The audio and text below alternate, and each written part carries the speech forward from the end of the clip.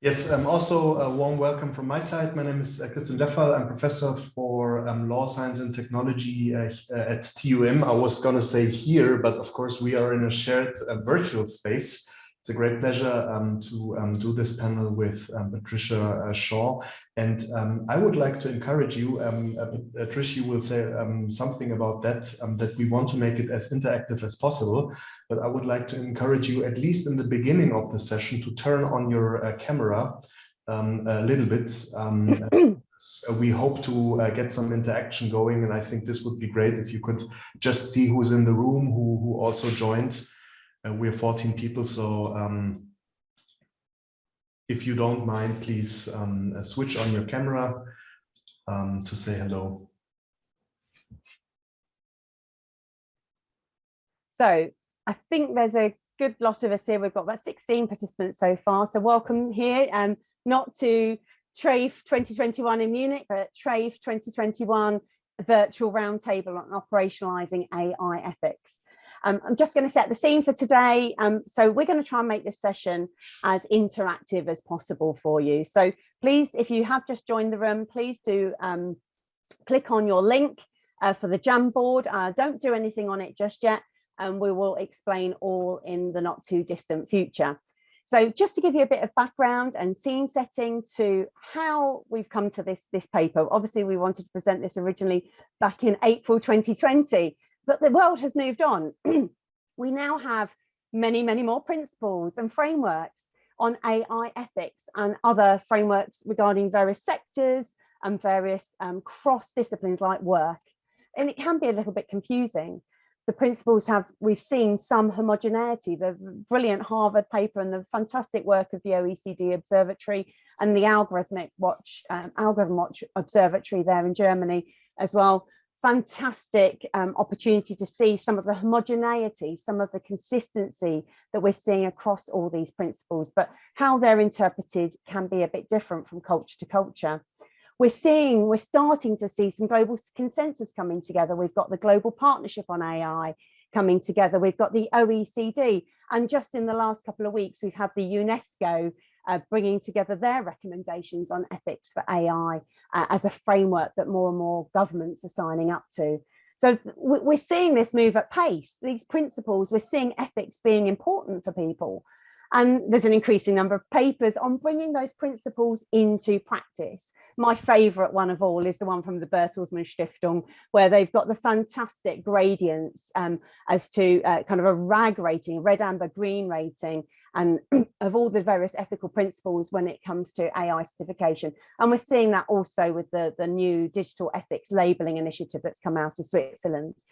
And yesterday we heard about the increasing need for diversity and inclusivity in the sector and the greater need for stakeholder engagement.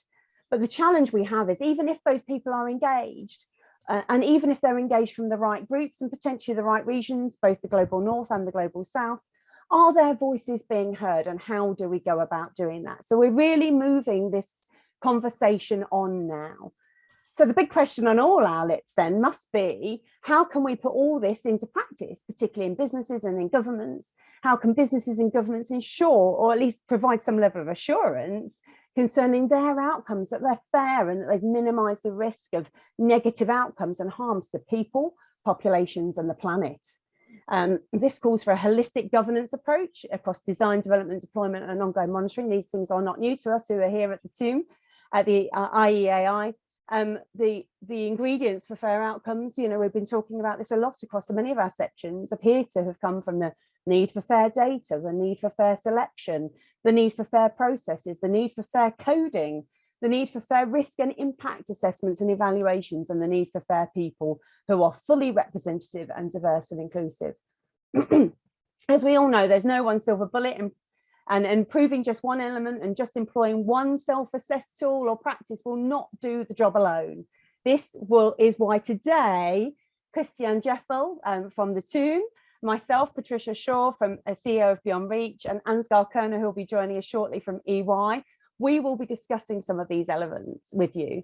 So we hope you're not planning to come here to the roundtable today just to listen. We want your engagement. So we need you to hopefully have all grabbed a cup of coffee this morning or tea, that you're fit and fertig to participate.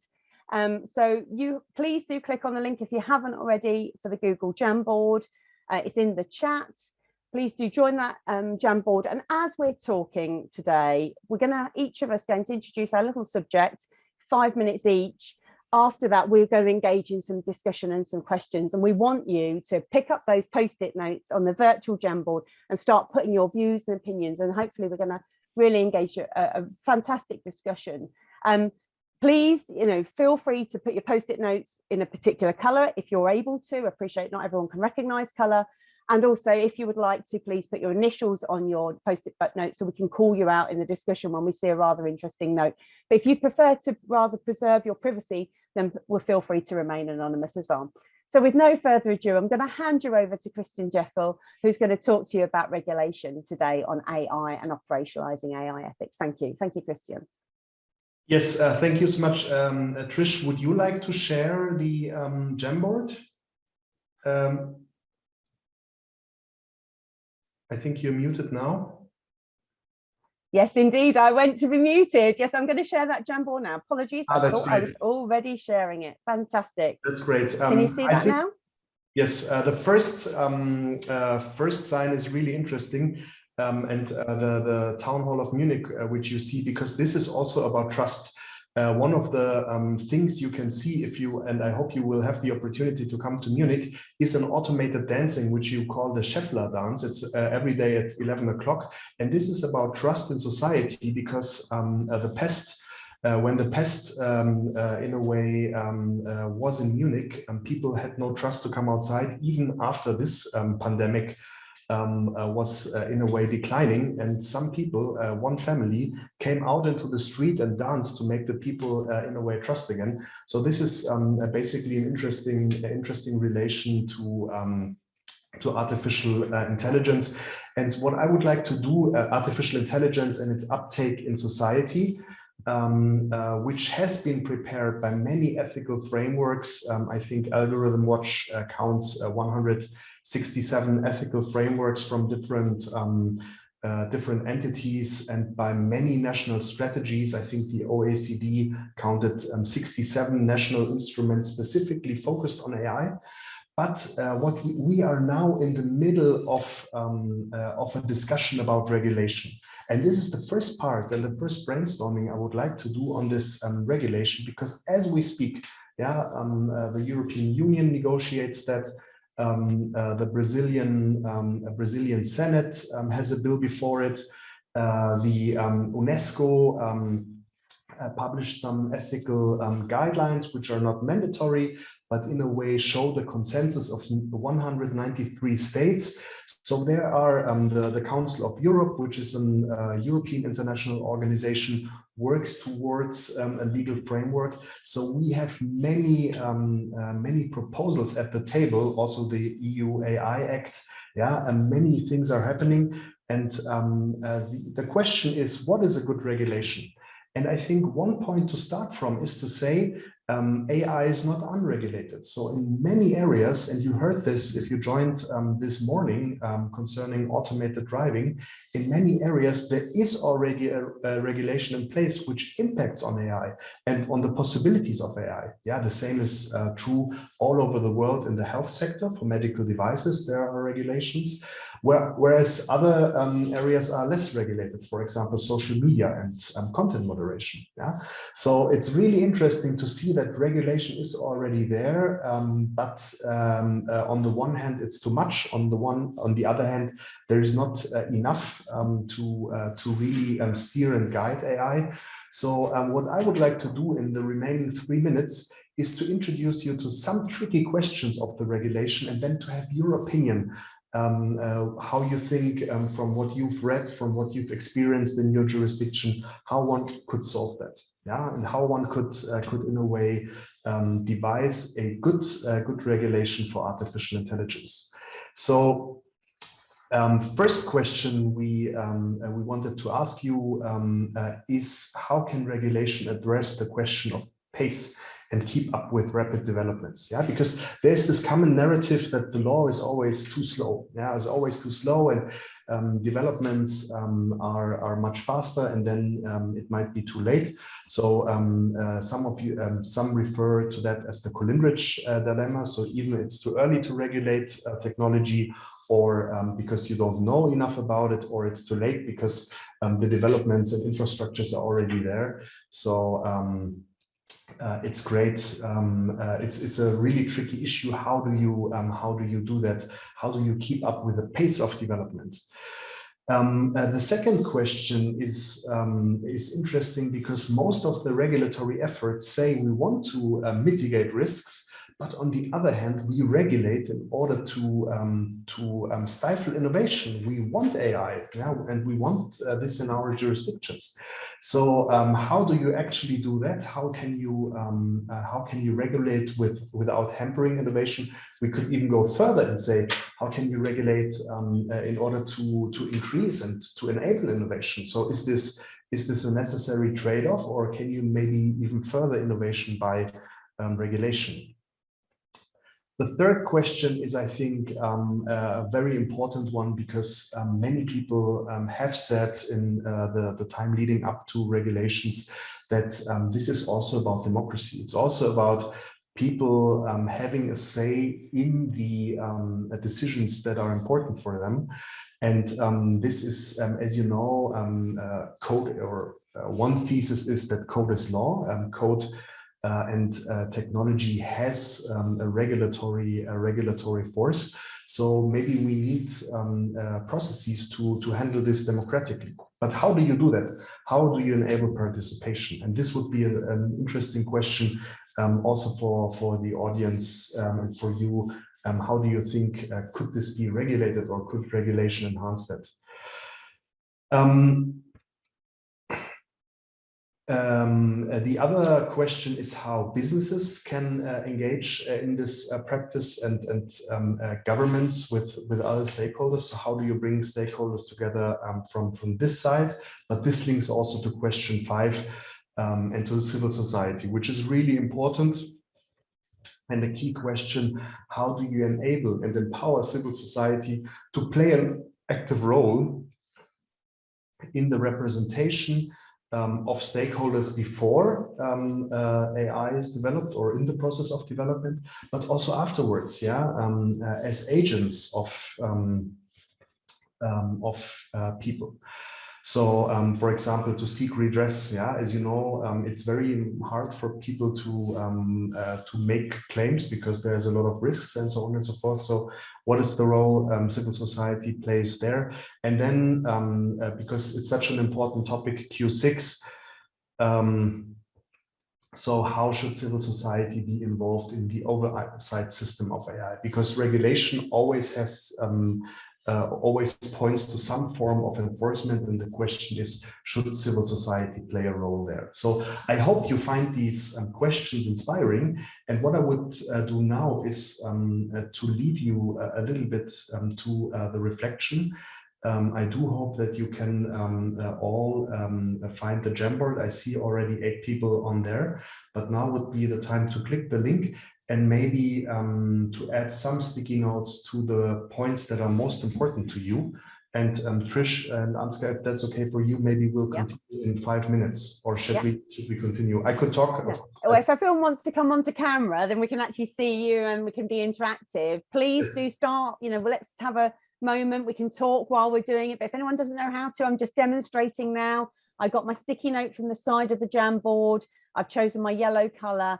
And I'm talking about funding. How do we fund those who participate? Obtaining participation as a question, and not just on volunteer power when we talk about engagement. So I'm now going to save that. It's going to bring it up there, but I'm going to, because I don't want it under that question, I'm going to put it under question 6. I'm going to put it under question 6, or for thought provocation. So take a few minutes now, everyone, just to put your thoughts down, plug them in, don't be shy. And let's get some discussion going on this. This is an interactive roundtable today, thankfully not yet another panel.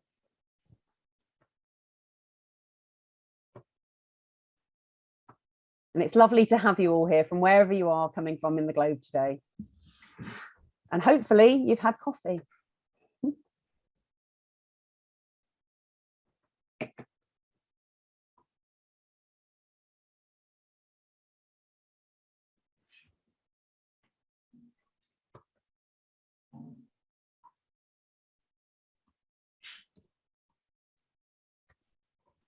Yeah, I think, Trish, it was a very good idea that people can introduce their post-its as they speak. So if you feel like that, I see an interesting post-it about red teaming, sandboxes and innovation hubs. So if you like to introduce this briefly, maybe that's also inspiring to the other participants. Okay, so yes, certainly in the UK, I can speak from that experience. I know that there are some countries, and I believe Germany falls within that bracket, where sandboxes and innovation hubs, or sandboxes in the financial sector, are not allowed. But in the UK, I've had the privilege through my various employer at various times of my career to be involved with the Financial Conduct Authority sandbox, and as an advisor, legal advisor actually, to the business that went into that sandbox. It was a fantastic way to engage not only ourselves as the potentially regulated body, because we didn't know if we were going to fall subject to the regulation. Actually, it was one of those grey areas. We were on the perimeter, so we needed to find out from the regulator, are we regulated, and if so, how are we regulated? So they wanted to see how the products and service worked. We wanted to engage people who were going to be the end user customers, because we wanted to understand how the regulation was going to impact them, how indeed our services were going to impact them, because we wanted to, from a financial services perspective, think about treating customers fairly. And so this wasn't even about AI ethics at the time. This was about financial services and about the fairness of those services to the end customer. But what this also did was, it was a fantastic way of a two-way conversation to be had with a regulator in this space where they weren't going to be enforcing, that they weren't, we were in a kind of a protected bubble. But they were on learning mode. They don't know. Regulators are on an education journey as well, to find out more and more about how AI works, how data interacts with AI, how the models are generated, how people select them, how they plug them into the algorithmic system, and then how the outcomes transpire. So this was as much as education for the regulator as it is much for regulating us. So this was a fantastic journey, and I would recommend sandboxes as a way to get participation with your regulator. But what this can also do is give you a public participation angle as well, where you opportunity for citizens to engage. And this is where the Information Commissioner's Office has come on board with citizens juries here in the UK. Now, I don't know whether there's been any other experiences. Have other people had experiences of either citizens juries or public participation with sandboxes and innovation hubs in your jurisdiction?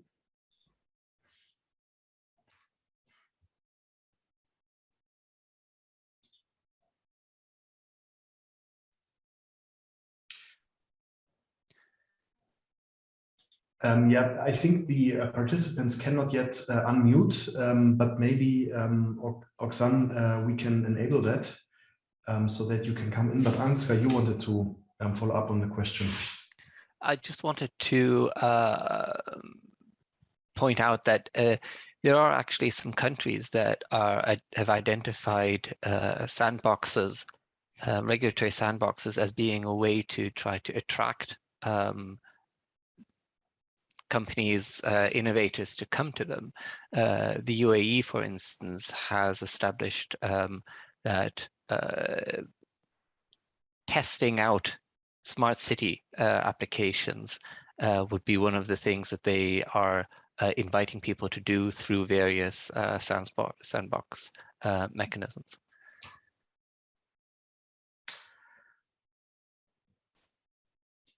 Yes, I think that's an interesting remark, Ansgar, because that means I think that means that you could also relate this to question 2 and the innovation. Yeah, so sandboxes could be a part of public participation, because you test and can involve stakeholders, but you can also further innovation. So I think in the AI Act, it's Article 53.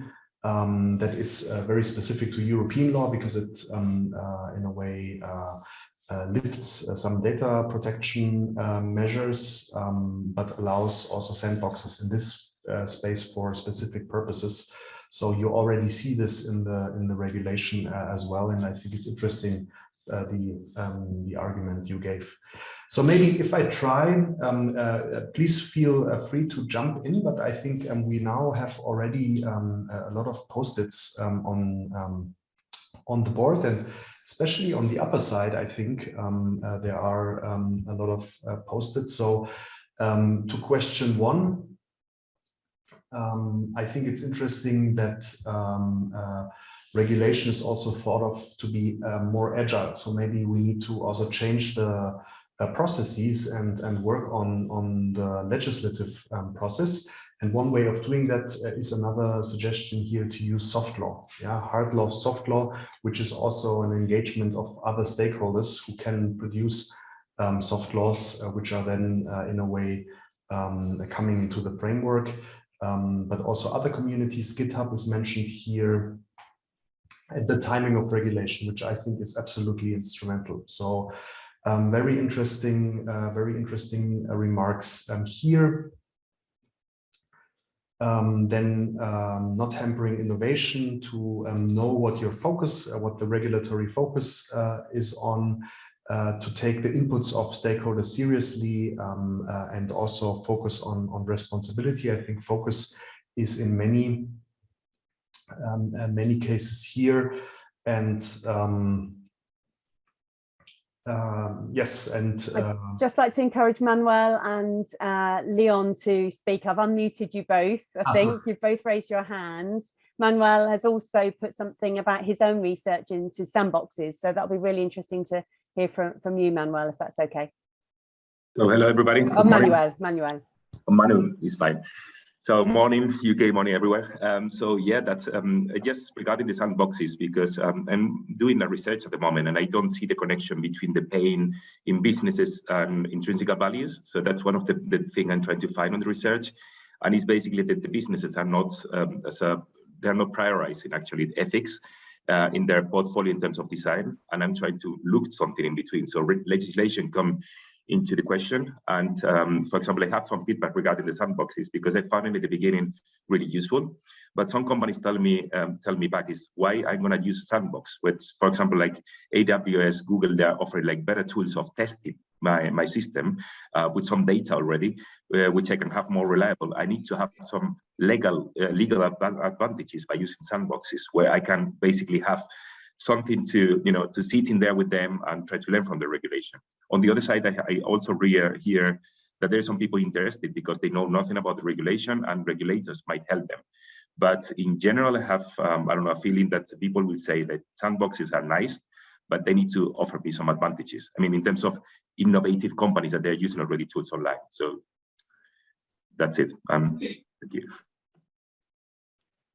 No, that's really useful actually, and it's about incentives, isn't it? And we see, so with regulation, we see nudging, we see incentivization, we see de-incentivization, we see all sorts of tactics that regulators use to change behaviors. So where's the behaviors around sandboxes? So Leon, would you like to speak on your comments? Yes, I would like to also say so. Maybe I don't know who also saw the meeting this morning about mobility, but I think these questions about, okay, but how can we keep up with all the new technology and do the regulations? We always lag behind, and there are always new types of possibilities for all kind of applications in all kind of different domains. How can we keep up, and how can we regulate it? Because it seems infinite to do something there. And there are also hundreds of frameworks on AI ethics and so on. So how are we going to really tackle that? And from my perspective, and also what I tried to explain this morning, is that we should have, if we look also at the regulations, we see that in the standardizations, this risk is being the probability of harm. If you're talking about regulations, then it's about, and if we all have these kind of things, it's about minimization of harm. It's about minimization of physical and mental harm. And so what we usually tend to do is start with the application and say, okay, we have this application. Oh, what do we do now? And we start all over again for this specific application to think about what would be the all kind of drawbacks and all kind of possibilities and all kind of situations. So there is, of course, the risk of having not a good, well defined AI algorithm. Of course, you would like to have sandboxes for that and have to see how well does it work and does it do the right things that we intended to do. But there's something on top of it in which we then state, but yeah, okay, there are all these kind of possibilities. Do we want all these type of things really to happen? Even if the AI would really do what it does, what it was intended to do by the company who produced that, do we really as a society want this type of AI technology in our society? And that discussion should, in my opinion, be started with what do we actually see as a society in physical and mental harm, psychological harm, because that will apply then to all types of new applications. We simply have to focus on that and then try to explain that as a society, what we actually want and what we don't want. And then we can apply that to all type of new technologies. So I think that is a way, and usually this discussion is really not really well discussed, because either we have an approach from the AI and they talk about rules and all kind of things, something they can implement, or we talk about law and ethics, which is language. So there is actually a semantic gap between those two. So somehow we need to close that, the semantic gap. So we need to have some kind of formulations actually from society or legislator who actually can be somehow implemented in these new technologies. Somehow we must have some kind of a formulation in which these new technologies say, okay, this is how we're going to use these type of systems, and this is how we're optimizing them actually. And that's really interesting, Leon. I think that's where we're missing the piece about civic and public participation. Where is this discussion? Where are we having these open conversations about what is socially acceptable for Europe, for those just slightly on the periphery of Europe? Yes. And, yeah, you know, and I think this is the gap between AI governance and AI safety. Yeah. And I think AI governance, and I hope we will be coming on to this, so maybe that's a really good time to discuss this when we move to perhaps Ansgar. Thank you very much for everyone for your contributions to the Jamboard for now, and obviously verbally as well. But I think we need to move on with time. Oh yes, sorry Klaus, yeah. But yeah, just wanted to say that all these will be taken up, and we're going to put together a blog note at the end of this session today. So there's something tangible coming out of today. So your comments will not be just left on a Jamboard, just to inform you of that. And hopefully we'll be talking about that public participation place later on in today's discussion. So Klaus, over to you. Hello. I would like to comment on question 3. Short comment only. To my experience, people might be very enthusiastic in taking part in any decision making or polls about AI, or if you discuss with them, they say, oh, AI will rule the world, don't do it. And I think there's a too limited preparedness in the public to deal with AI, to make wise, or to get some knowledge what is AI about and how does it work. And so my question would be, would you limit participation when it comes to would you limit participation when it comes to the question how should we handle AI? I think that's a wonderful question that points right to the core of question 3, because I think there are some areas where it's also a task of leadership and a task of advancing technologies to test things. But the other thing I can tell you from my personal experience in deliberations is that this is also a tool to make the public understand what the technology is about. But this has certain prerequisites. So Trish mentioned already citizens juries in the UK. There is citizens councils in other countries, so forms of direct participation. And those rely on people actually committing for some time and getting paid a little bit. But as a jury, they would also have to go deeper into the topic. And what I witnessed is that their take on AI shifts substantively. So in the beginning, it's all this Hollywood discussion about the Terminator coming to Earth. Yeah, but then the discussions get much more nuanced, and of course it has to be the right context. For example, a smart city application where these forms could actually work. So before moving on, just maybe two small other comments. Manuel, I think you hit the nail on the head with your question, because sandboxes only work in highly regulated spaces, because here you can offer a benefit to companies and say, hey, you can do something here. If there is no highly regulated space, it's hard.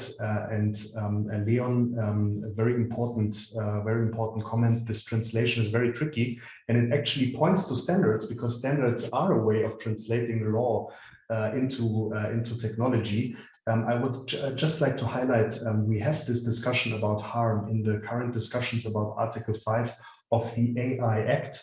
And here we actually discuss what should be outlawed, what is harm, and how do you translate this to AI? Yeah, there is a proposal, for example, to outlaw dark patterns. There are some proposals to outlaw certain uses of AI already. So I think, but they are lacking what you say, this in a way translating technology into society. And I think that's a very good handover to Ansgar. Thank you very much, Christian, for this great transition. I also see the hands by Leon and Klaus. If you don't mind, I would like to get back to you a little bit later on. Hopefully your points will continue to be relevant, as there is a strong connection between certainly the points that you raised earlier regarding general public participation and how to meaningfully contribute to the development of the thinking and how to actually do the governance of AI systems, also in relation to standards. So first of all, we've previously, just now we talked about regulation. Regulation is sort of, if you ask the person on the street, how do we manage the way in which new technologies are being used? How do we safeguard that they're used in the right way? Regulation will be a thing that most people will be aware of, even if they don't know the details of how they're being crafted. Perhaps they have a sense of who it is that is responsible for developing those things, and in a, also a little bit of a sense that they have an input in it when they vote. Standards, on the other hand, is something that is generally happening in the background. Standards are important because they fill in a lot of the gaps that regulation doesn't provide. Regulation generally provides the high-level targets of what it is that you're supposed to achieve, but it doesn't specify the details of how to get there. That is something that standards provides to industry. However, the process of standards development is largely something that is happening in the dark, so to speak, as far as the majority of the population is concerned. If you were to ask the general person on the street, what is the national standards body for your country? Most of them won't know what you're talking about. And this has been identified as also a democratic deficit, in that democratic process sets the regulations, but then how those are how those are implemented is happening with a lot of input from industry largely, but not very transparently. So one of the questions is, should the general public be involved with standards making, taking into consideration the challenges of doing this? It is a fairly technical domain. It means addressing really the technical kinds of questions, raising one of the issues that was raised before about how, I think was Klaus's issue, how do you make sure that we have a meaningful discussion, that people are actually addressing this from an informed point of view? The other part of standards is, in theory, the process is open for participation. Anybody can approach the national standards body, show that they have sufficient understanding and interest in a particular topic, and asked to join. In practice, doing so requires time, it requires effort, and it is not a paid activity. This means it is dominated by industry because industry can pay people to do this. The industry has a vested interest in making sure that the standards operate. How do we make sure that we can balance this better? Is it necessary to balance this? Is this a problem? Maybe that should be our first question. And if so, what might be potential mechanisms for getting greater public engagement? Should it be a general public, or should it be academics? Should it be representative groups such as NGOs? How should the standardization development ecosystem be made more democratic in order to address that higher level question that Leon also raised around what is it that we as a society actually consider to be the right kind of things to be doing with this type of technology? And part of that is, how do we actually introduce ethics into this kind of debate? Ethics is a fairly new area for standards to touch on. A couple of years ago, it was considered to be a thing that is not done, because standards should be focusing on technical specifications, things that we can objectively say this is the right way of doing it or not. But with the types of impacts that AI is having on society, it has been recognized that ethics cannot be avoided in the discussion. So the question then becomes, how should that be addressed in a body like a standards organization, which, as I said, is currently certainly not a truly broad reflection of all of society. So with that, I'd like to hand over to a discussion with everyone. And just to flag that there is obviously also a strong connection with our next topic on certification, which has to do with how do we actually communicate to the public whether or not a standard is properly being followed, and what the meaning of that is as far as the impact of this technology on people is concerned. So please do just take 5 minutes to think about your thoughts, park them on post-it notes, and put them to the relevant question, as we were talking about before. And if you don't think they directly answer the question, like I've just done, put them at the side. And we'll pick them up in hopefully a few minutes.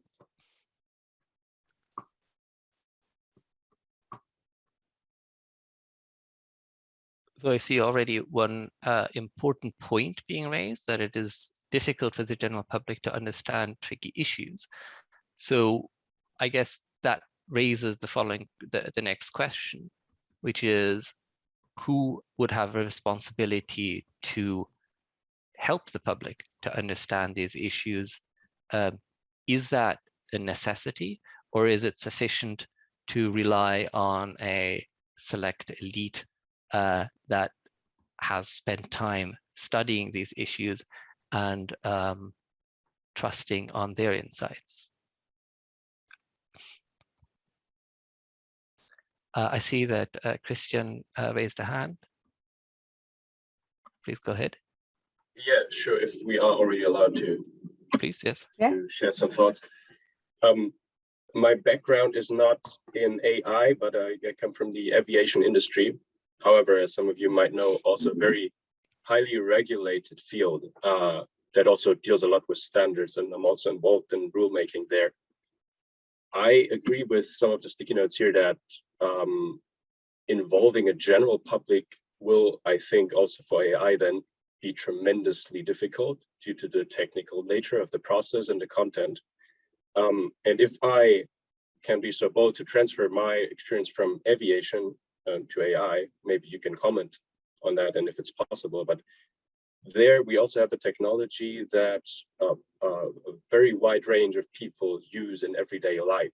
Still, I think the big majority will not even understand a technical standard issued for the development of aircraft.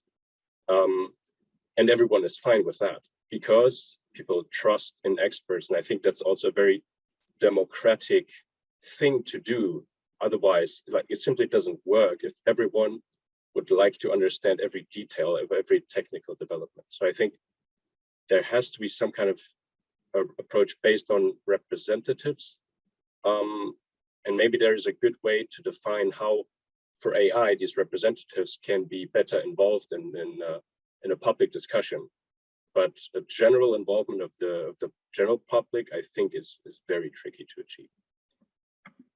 Thank you, Christian. And I think sort of peripherally, what you touched on also is the problems that we are seeing with misinformation and those kinds of things, as if we look at the way in which various other domains, the discourse has become complicated, muddied by the approach that media has been taking in the last couple of years of saying everybody's voice needs to be considered equally, even if the one voice is from somebody who's truly studied the domain and has background knowledge, and the other voice is just from somebody who had a funny idea in his kitchen and has no background evidence to back it up, that both of these are considered to be needing to be heard to the same kind of extent, and the complications that this is raised in, for instance,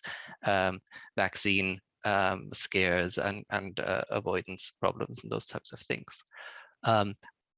Just perhaps I want to get back to Leon, because you continue to have the hand up there, and I think it does also connect to the point that you made earlier. Did you want to come back in? Yes, thank you. Yes, indeed. So maybe sketch the situation how it was with standardization in the past, and with machines and in general, or technology in general. So that we indeed, as Ansgar said, we had this situation in which you have these technical standards and stuff, and we had the law, and then certain things were allowed, and humans were capable of understanding what kind of nice products there were, and so you have a very separate discussion on technology and on standardization and also on law. So, and if we don't like it, we simply forbid it. And that also was a little bit in the beginning of artificial intelligence. You could say, well, certain things we like and certain things we don't like, and then we forbid it for some kind of reason of harm, which is also a question and a discussion that can be held in public. The problem that arises now, and is also what Ansgar, I think, is pointing at, is that for certain applications, and actually for many applications, there is not such a black-white situation anymore. So there are certain risks, but they cannot, and they cannot always be avoided. But still, that doesn't mean that we have to forbid everything. But we then have to have a discussion about what we call ethical dilemmas. How do we deal as a society with these ethical dilemmas? And the problem also arises is then who is actually responsible for filling that in? So it becomes confusing on different parts, because this clear separation between law and between standards and between what the public interest and so on was clearly separated, now suddenly becomes intertwined. Because so the first thing we understood from this is that it is still possible to clearly separate the AI systems from the goals of the AI systems. So that you can make technically a very clear separation between those two things. And from my perspective, the public does not have to know anything or not as much about how AI actually works. And you can make all kind of industry standards on that. The point is more about what is actually the purpose or the goal of this AI. So that is partly a technical question, because how do you actually formulate goals of AI systems? But it's also partly a legislative thing, because certain elements have to be filled in by the legislator as the representatives of society. So I think from that understanding, and also, of course, ethics is there. the ethics formulation and how do we, whatever we formulate as harm is in this goal function. It is not in the working of the AI itself. So it is in what type of goals this AI actually wants to achieve and what we like as a society the AI goals to achieve. And that is in the interest of the legislator to really do as a representative society to try to fill in there certain things. But now we have a full mix-up because we have ethicists, legislators, and because there also have to be AI experts who can actually formulate in mathematical terms these type of things. So how do we separate that then? From my perspective, it would be that first scientists from a really scientific perspective understand this issue, try to formulate something mathematically as good as possible. And then at a certain point, engage legislators and even society in tuning and filling in what we actually want as a society in this. And that is also related to my earlier point in that the society actually should try to think about what we actually want in terms of harm and how these systems can do and what type of harm we actually accept from these type of applications and systems. So not so much in the working of the AI algorithms themselves. Thank you, Leon. I think these are really important points. And I think one of the things you really pointed to is that there are different and there are different stages that need to be considered. In a sense, that is what we wanted to get at with this whole session point, which is why we've included regulation, standards, and certification within a single session to show sort of a spectrum across which the issue of trust in AI systems, the justifiability of that trust is being worked on, and we have to move on to the certification section discussion in just about now. Just before we start that, I do want to give maybe Kieran and Manuel the opportunity to speak up if they think that it is still worthwhile to do that before we move to the certification. If either of you wishes to speak up, please do so. I'll take 30 seconds and I'll ask a very pointed question. As AI standard development is a very expertise required process, while use of AI or application of AI is largely intersecting everyone in the general population, how to make this AI standard development process more equitable so everyone has an equitable say in it? Perhaps this would be something where we might look towards civil society or other representative organizations that people are engaging with. But it is an important question. How do we make sure that everybody's interests is taken into account? Manuel, did you want to quickly raise your point? I would say just for the sake of time, I would say like 2 points are really important for the public, and is awareness and trust. So it's basically these 2 points need to be addressed on the design in terms of explainability. And once the decision makers or the users have the knowledge about the tools that they're using, this is enough, let's say, to have a first step on the realistic development of the technology itself. Thank you very much. With that, I'd like to hand over to Trish to take us into the certification theme. And I'm just capturing that, Manuel, to make sure awareness and trust is part of our ongoing theme for this. So I'm going to keep my first section very brief because we are running out of time and I really want to get you guys to participate. This is the main thing for me. So just to give a bit of background to this, where do we see certification? You know, we see CE marking. We pretty much ignore it most of our days. You know, who picks up a toy and thinks, oh, that's CE marked? Or you pick up a bottle of chemical bleach or something like that and think, oh, is this CE marked? We don't, you know, but according to the European Commission, these are markings that they signify the products have been sold in the European Economic Area that have been assessed to meet high safety, health and environment protection requirements. We trust it. We trust that somebody somewhere has done their job right. And that's what we see with CE marking. Furthermore, we trust, we hope, GDPR, we see Article 58, subsection 3, E and F gives supervisory authorities the power to make certification a requirement under GDPR.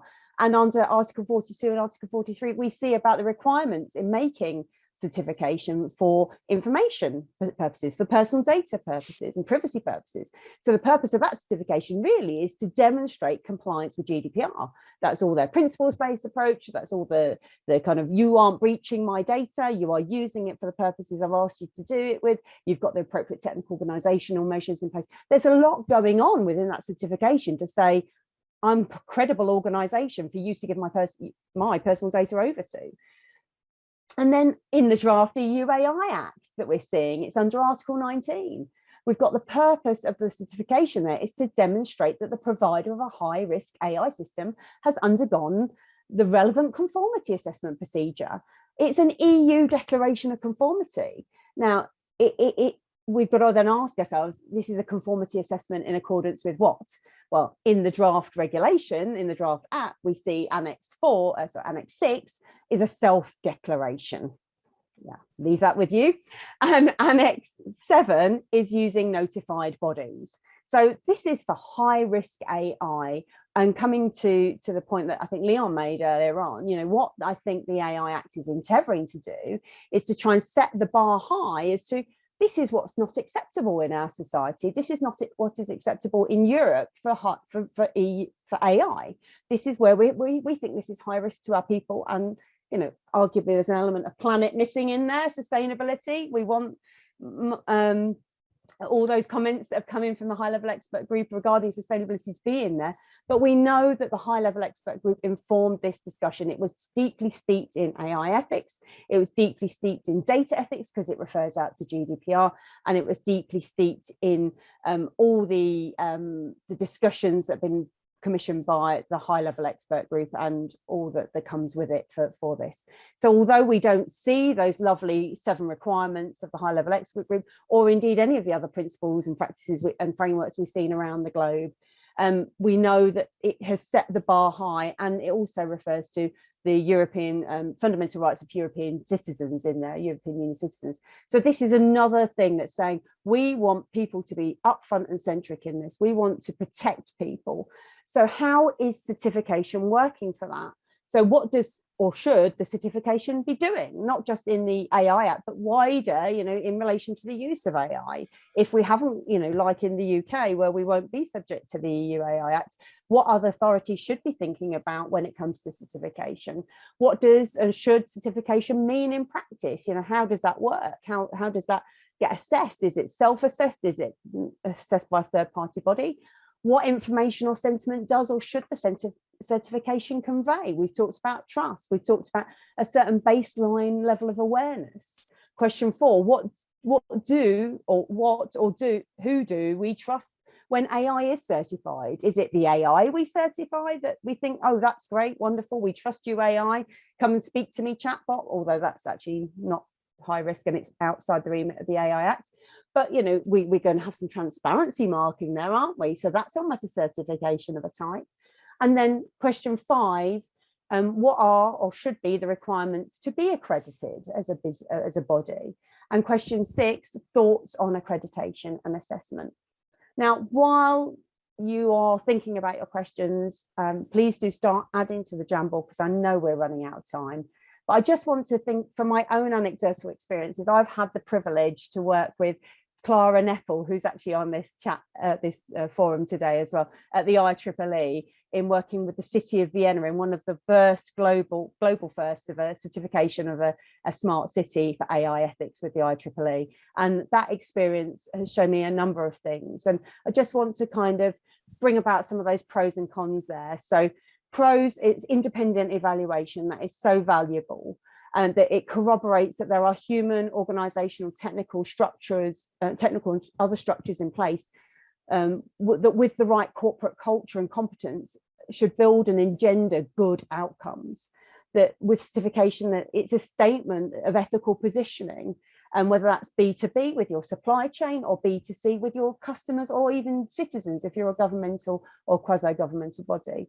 It builds trust and or trustworthiness. You're not saying, oh, well, you can trust me. You're saying, I am an organization that I'm trying to do the best that I can to make my systems as trustworthy as possible. And I hope you can trust me to provide you with services and products that contain AI. The only one of the cons that I see, and I'm sure you'll bring out more, is that it doesn't guarantee ethical outcomes, or it doesn't even guarantee that outcomes are fair. Context matters, and there is need for appropriate application, need for appropriate interpretation, both within the organization and outside the organization, to those who are the recipients of the services as well. So that I just wanted to bring those reflections to light from my own experiences with the IEEE, with the Smart City of Vienna, Stadtwerk Wien, and it was a great and amazing experience, and it wasn't a short journey. It was a long, hard journey, which we had to do in the midst of COVID over a period of 18 months. So these people don't take it lightly, and it took a lot of cost, resource, time at both ends. So just bringing this over to certification. Yes, shall we draw on some of the questions on the board and thoughts? Anyone got their hands up? Leon, I know you've got your hand up. Are you from a previous piece, or is this now? I'm just going to allow you to ask to unmute. There we go. I want to comment on the what I said on the board, because, and it's also related to what I said this morning. So it is, if we understand for advanced AI systems that we need to separate the working of this AI and the goal, the purpose of this AI, and the purpose of this AI in modern and advanced AI systems is actually the requirement specification. So we need certification of both the working of the AI system itself, how well does it work, doesn't it make errors and all these kind of things, and we need certification by the legislator finally of the purpose or the goal of the AI. These are two distinct things, and it is often not understood that these are very different things. But they both, in these modern systems, if we cannot specify them, we do want it or we don't want it, we have to have certification of both. That's very important. And another point on trustworthiness is that from that understanding, it is now clear to me that I, for example, take an autonomous vehicle or any other type of advanced AI system. I could not trust such a system if I would not have the same shared model of harm. I could not trust this system, because if a system does not have some kind of even a mathematical understanding of what that is, I will never be able to trust this system. And rightfully so, because the system will not know when it will harm people. And I think that's right. I think it's about the programming it with the right goals in mind, and it has to have the application domain in its appropriate context, and that has to be from the get-go. And that's how it's designed, that's how it's developed, that's how it's deployed, and that's has to be how it's monitored. I'm really sorry to say I'm getting the ding-a-ling-a-ling-a-ling-ling from both Oksana and from my co-speakers. We are out of time. This round table is up, but we're so delighted and grateful to have had you all on board. This has been a wonderful session, really loads of feedback on the Jamboard. As I said, nothing you have put on there or said will be wasted. This session's been recorded. Oksana warned us that it might be out on YouTube. But also, if you want to add anything after the session, this Jamboard's still going to be available to you for a little bit longer, but we're going to be writing up a blog as a result of this. Kiran Mutal, who's also on this session, is going to be kindly helping us write that blog, and we hope to be perhaps putting into a paper at the back of this as well. So thank you so much for your support and participation. It's been a great session, really enjoyed it. Thank you. There's so much more we could discuss. We could go on all day, I'm sure. I'd love to.